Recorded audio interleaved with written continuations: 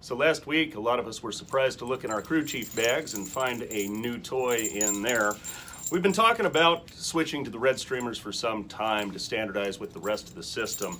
And with the 2 pins, this is actually pretty common around the system too. What we weren't expecting was the speed with which these were deployed. We had intended on prototyping a number of these pin sets and going around with the trainers to educate people as to what to expect with these pins and what they're going to look like, with a soft rollout on June 1st and a full rollout by July 1st. Well, clearly the genie's out of the bottle and we've got a full deployment. So you'll see a briefing item going around. Please pay attention to the briefing item and learn the difference between the pins. You know, the big one is for Boeing, and if you can remember big and Boeing, then maybe you won't, if you can't see the B on the tag, we'll get these painted, color-coded, I think is the way we're going to go to start differentiating between these. Easy for me to say. But in the meantime, if you have any questions of how to handle these pins, don't hesitate to give us a text on the hotline. We'll take care of that. Next, we just recently deployed 3 new potable water stairs. They're a little taller than the stairs that Swissport uses to fuel the airplanes. These are the ones that are standard in Philadelphia and Chicago. We deployed them at Alpha 3, Alpha 5, and Alpha 23 just to kind of get a feeling for them. Now they are a little bit taller, and so we do ask that you're cautious around some of the Airbuses. I know they can be kind of a tight squeeze, and we'll test the waters on these for a little while and see if we like them, and if we don't like them, then we'll move on. We'll find something else.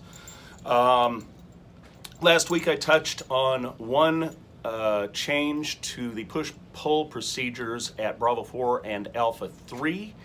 At Bravo 4, the pushback verbiage is now going to go to the pilot as pushback, pull forward, a beam Bravo 6.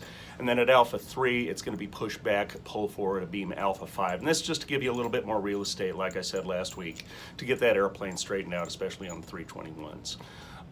Here's Denise with some information on vests. Dee? Thank you, Jay. Good morning, everybody. We want to talk to you real quick here about safety vests. So safety vests are a requirement for all of us to wear on the ramp. A couple of your vests have been worn. They're discolored now, and the reflective lining over here is no longer on your vest. So very important that you trade your vests in every so often when you see that they're kind of no longer working to their expectations, especially at the PM shifts. So UDO has the machines that are located inside there. You use your company card to swipe it, enter in your employee number, your password, and then you can go ahead and get yourself a new safety vest. So please remember, make sure that your vests are in compliance with American Airlines and the ramp, and that the pilots are able to see you, especially at night. It's very important. The reflective strips here. And that's about it. That's just our reminder. Please go get yourself a new safety vest if you see that yours is no longer working, or if they're dirty, they're frayed, and you no longer can see the company logo on there. So, all right, thank you. Back to you, Jay. Thanks, Dee. I want to talk real quick about hand signals. Recently, I've been briefing a number of individuals on the proper use of hand signals during wing walking.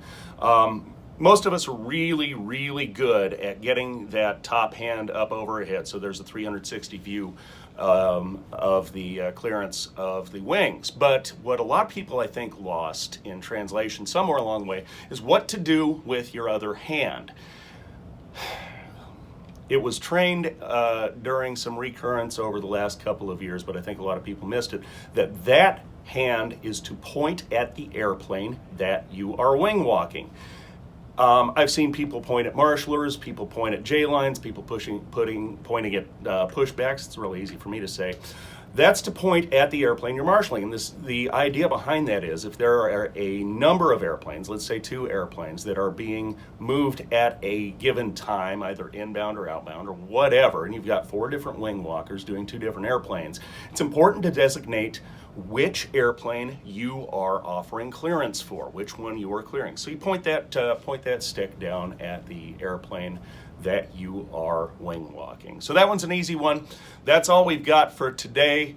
Have a good, safe Memorial Day, and we'll be back again soon. Thank you.